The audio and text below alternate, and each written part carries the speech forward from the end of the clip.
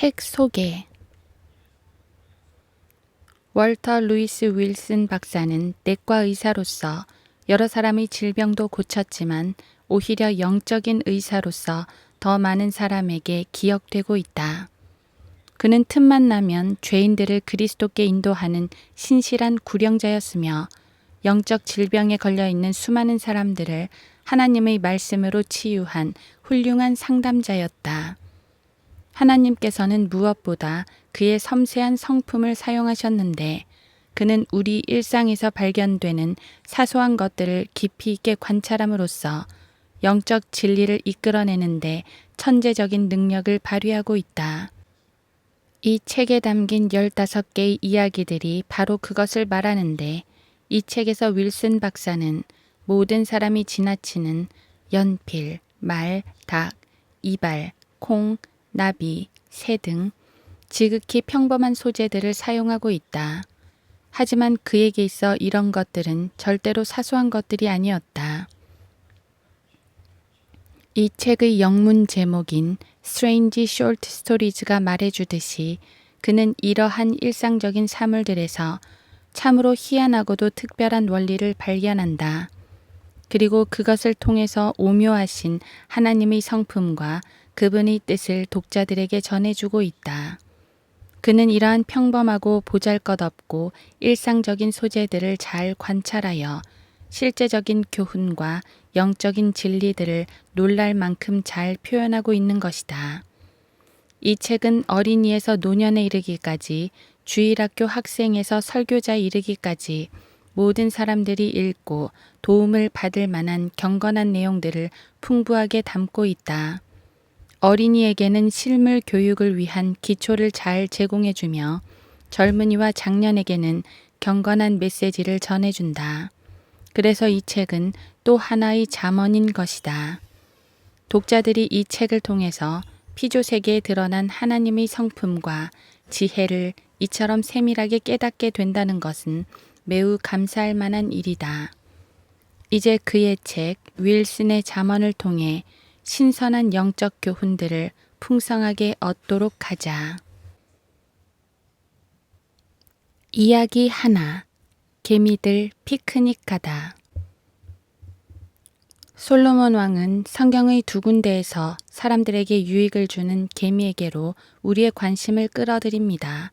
그는 잠언 6장 6절에서 기록하기를 너 게으른 자여 개미에게로 가서 그 길들을 살펴보고 지혜롭게 되라. 잠언 6장 6절 라고 했습니다. 다시 잠언 30장 25절에서는 이렇게 기록했습니다. 개미들은 강하지 못한 백성들이나 그들은 여름의 음식을 예비하며 잠언 30장 25절 지혜롭기로 유명한 솔로몬 왕이 개미에게서 가르침 받기를 권면했으니 우리도 잠깐이나마 그렇게 해보았으면 합니다. 매우 즐겁고 흥미로운 일이 될 것이라고 확신합니다. 개미는 세상에서 가장 바쁜 피조물인 반면 한가로이 소풍도 갈 만큼 시간의 여유가 있는 피조물이라고 합니다. 여러분은 개미들이 얼마나 빨리 식량을 찾아내는지 주목해 본 적이 있습니까? 그들은 소풍 장소를 잘 물색할 뿐만 아니라 모든 식품 저장실도 잘 찾아냅니다. 그들은 젤리와 잼을 좋아하고 설탕과 시럽을 즐기기 때문에 그 속에 들어가는 개미들을 저지하기란 쉽지가 않습니다. 그들은 자는 것도 잊을 만큼 빈틈없이 부지런하게 식량을 찾아냅니다. 그럼에도 불구하고 그들은 전혀 피곤함을 모르고 일하는 것 같습니다. 그들은 지칠 줄 모르고 끈기 있게 일하는 습성을 지녔습니다. 그들은 낮 동안에 일하며 모든 착한 아이들이 그러한 것처럼 밤에는 집에 있습니다. 나는 어느 날 솔로몬의 훈계를 아주 진지하게 받아들여 휴대용 확대경을 가지고 가족과 공원으로 소풍을 갔습니다. 나는 확대경으로 샅샅이 살펴보다가 아주 작은 길 하나를 발견했습니다. 그 길은 개미들이 만들어 놓은 것이었습니다. 나는 그 길 옆에 비스듬히 누워서 개미 숙녀가 나타나기를 기다렸습니다. 알다시피 피크닉에 가는 개미들은 모두 여성입니다. 그것은 여자들에게 일을 달라는 일례입니다. 수컷 개미들은 아기들을 돌보는 것과 집안일을 하기 위해 땅속에 남아 있습니다. 물론 솔로몬은 돕는 자들이 많았기에 그럴 필요가 전혀 없었습니다. 나는 오래 기다리지 않고서도 사랑스럽고 귀여운 개미 숙녀가 저녁거리를 찾기 위해 그 길을 찬찬히 걸어오는 것을 볼 수 있었습니다. 나는 재빠르게 길 모퉁이에 빵 한 조각을 놓았습니다. 그랬더니 귀여운 개미 양이 그것을 금방 발견했습니다. 그녀는 자기가 질 수 있는 한 많은 양의 짐을 지고는 왔던 길을 뒤돌아 집으로 걸음을 옮겼습니다. 또 다른 개미가 곧 그녀를 만났습니다. 나는 이어지는 만남을 흥미롭게 관찰했습니다. 첫 번째 개미는 빵 조각을 내려놓고 앞발로 두 번째 개미의 몸을 부드럽게 치며 그녀에게 자기가 찾은 아주 귀한 곳에 관한 희소식을 전했습니다. 놀랍게도 두 번째 개미는 첫 번째 개미가 땅에 내려놓은 빵 조각을 빼앗으려고 하지 않았습니다. 두 개미가 빵을 치고 길을 따라 되돌아가는 것을 지켜보니 작업은 계속 반복되었고 그때마다 길에 놓여있던 남의 빵을 훔쳐 달아나는 개미는 없었습니다. 이것은 우리의 마음을 감동시키기에 충분합니다.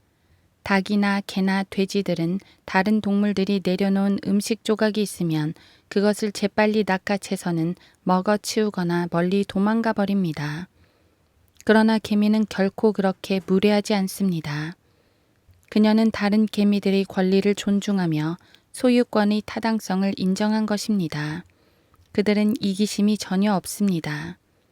개미들이 수확한 귀한 짐을 지고 집을 향하는 여정에서 그들은 자기들이 찾은 많은 것을 말하여 이내 개미들은 물결을 이루게 되었고 얼마 걸리지 않아 빵 조각 모두가 그들의 땅속 집에 겨울을 대비하여 안전하게 저장되었습니다. 이와 같이 하나님의 복음, 은혜의 복음도 확산됩니다. 한 사람이 생명의 빵에게로 와서 배불리 먹고 자신이 찾은 놀라운 보물을 말해주기 위해 여행을 떠납니다. 혀와 펜을 통해서 예수 그리스도께서 생명의 빵이라는 복음이 전파됩니다. 그와 같은 방법으로 수많은 사람들이 예수님께로 돌아왔지만 아직도 세상의 절반 정도는 이 복음을 접해보지 못했습니다. 그러나 찾기만 한다면 그들도 돌아오게 될 것입니다.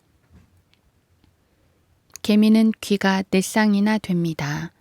한 쌍은 두 앞다리에 있습니다. 또 한 쌍은 복부에 있고 또 다른 한 쌍은 흉부에 있고 나머지 한 쌍은 머리에 있습니다.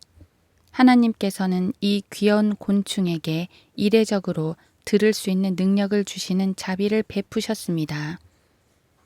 왜냐하면 개미가 너무 작아서 많은 것을 볼 수 없고 따라서 위험을 피할 수 없기 때문입니다.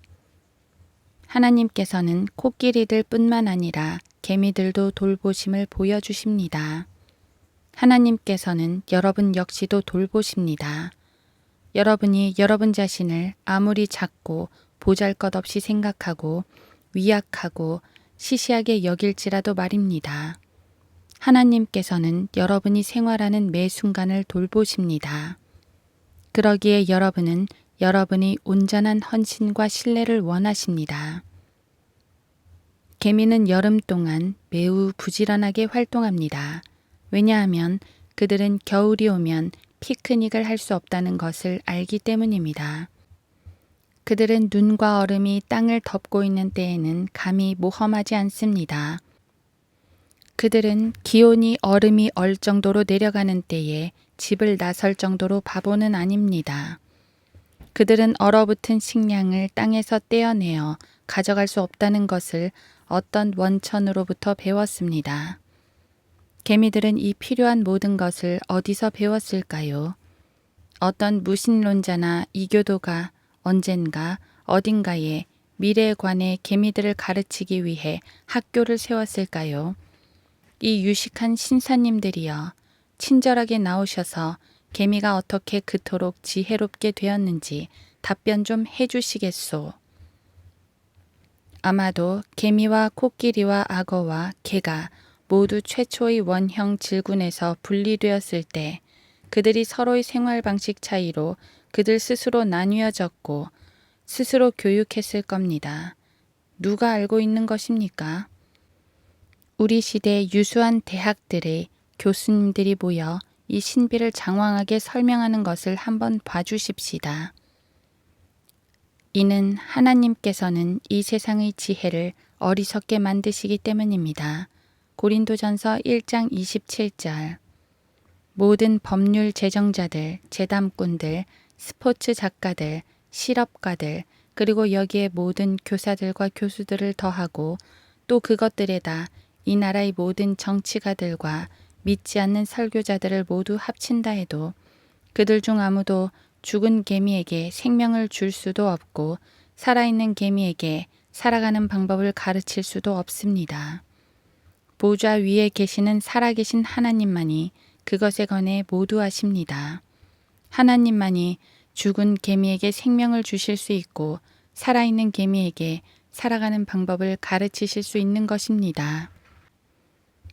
모세는 미래의 심판을 믿었고 그것을 대비했기 때문에 하나님께로부터 수행해야 할 과업을 위탁받았습니다. 그는 복수의 천사가 한밤중에 그 땅을 지나갈 때 피 아래 있지 않는 모든 첫 태생이 멸절되리라는 것을 알았습니다. 자기의 집도 그것에서 면제되지 않는다는 것을 알았습니다. 그는 자기의 집이 그 피로 보호받아야 함을 믿었고 하나님께 순종했습니다. 그래서 어린 양의 피를 문설주에 발랐으며 그의 집이 구원받았습니다. 노아 역시 장차 임하게 될 심판과 진노를 믿고 그것을 대비했기 때문에 하나님께로부터 수행해야 할 과업을 위탁받았습니다. 그는 개미들이 한 것처럼 행했습니다.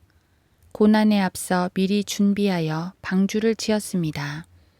하나님의 말씀에 순종했고 그분이 지시하는 대로 방주 안으로 들어왔습니다.